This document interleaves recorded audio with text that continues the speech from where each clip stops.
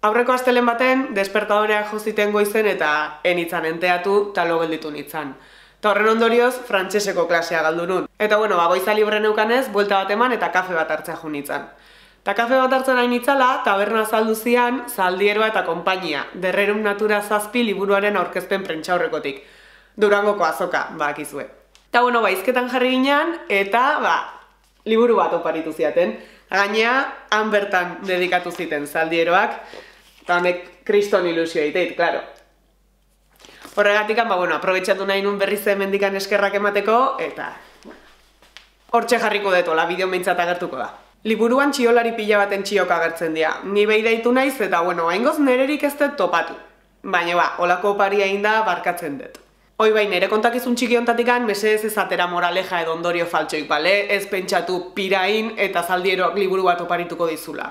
Ez, egun hortan karma, oporretan ongo zan edo pixkat distraituta. Bueno, eta liburun gaiakin hasi naizenez eta Durangoko azoka bertan da honez, honi buruz hitzei nahi dut, ze proposamen batzuk iteko aprobetxatu nahi dut. Konkretuki, proposatu nahi dut Durangoko azokaren barrun, landako gunen, trafiko arau sinple batzuk jartzea.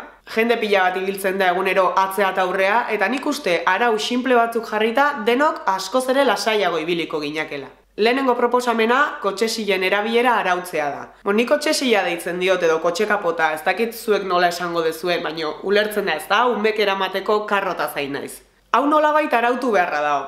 Errespetu guztiakin esateizuet guraso zeaten nahi, baina karroik leku pila bat okupatzeue. Ez dakit zehazki zein dan soluzioa. Igual, egun konkretu bat edo ordu konkretu batzu jarri daitezke, kotxe kapotakin zoaztenok lasai ibili zaitezten. Ez nahi oso seguru soluzionek funtzionatuko ote luken, ze seguru nahi pertsona batzuk tranpaiten saiatuko liakela. Kotxe kapotakin ibiltzeko bakarri baldin bada ordu hoi, azoka libreago ongo da, eta seguru nahi batzuk muñekokin tranpaiten saiatuko liakela. Orduan ez dakit oso ondo zein beharko litzatekeen, igual inspektore bat jarri beharko litzateke behidatzen aber kotxe kapotatan dauden umek benetazkok edo plastikozkok dian, holako zerbait. Bigarren proposamena azoka bisitatzeko turnokitea da.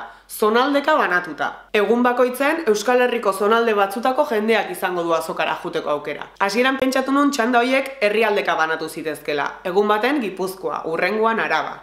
Baina iruditzen zaitoi pixkat sosoa izan daitekela. Askoz ere hobeto dala egun bakoitzen denetatik pixkat juntatzea. Horregatikan eskualdeka edo herrika egitea pentsatu dut. Alfabetikoki ordenatuta. Adibidez, egun baten Atik Eferainoko herriak. Anoeta, Bakio, Donibane Garazi... Klaro, honi buelta batzuk eman bartzaizkio, ikusteko herri bakoitzak zenbateko biztanleria daukan, gero bisitak ondo konpensatuta gehatzeko. Baina, lan hori zen ikingo, nik uste hortaz gaindegia edo arduratu daitekela, ez? Alare, aurtengo ediziako proposamen hau ez da hain beharrezkoa, ze txanda horiek bai ingo dia gutxi gora bera, naiz eta ez izan zonaldeka. Imaginatzen dut badakizuela zertaz ari naizen. Abenduak 9 Parisen manifestazio badago Euskal preso politikoen eskubiden alde, eta Euskal Herritikan milaka pertsona dijoaztiarea. Horrek zesan nahi du.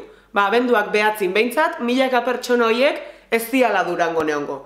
Eta nik uste 8 atxalden eta 10 goizen ere ez. Milaka pertsona horiek Durangoko azokara jo nahi balin badute, beste egunetan egin beharko dute. Ordun, Parisera etzoaztenok, aprobetxatu 8 atxaldea 9 eta 10 goiza azokara juteko, eta hola pixka bat konpentsatuta gehatzea.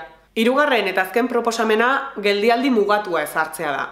Kotxeekin aparkatzeko leku askotan ikendan bezala, aparkatu ezakezula kotxea, baina ordu laurden baten bakarrik. Hoi, azokaren barrun aplikatzea, pertsonentzako, ez kotxentzako. Azokak etengabeko mugimendua behar du, bestela, estan batetik bestea juteakon, estankatuta gehatzegea. Baina, klaro, Euskal Herri osoko jendea elkartzen da egun hoitan azokan. Eta, klaro, oso normala izaten da, aspaldi ikusi ez dezun norbaitekin topo ikea. Eta orduan haste zeate, hombre, zemuz, aspaldiko, zemuz dijoa dena, ikasketak, bukatu nitu.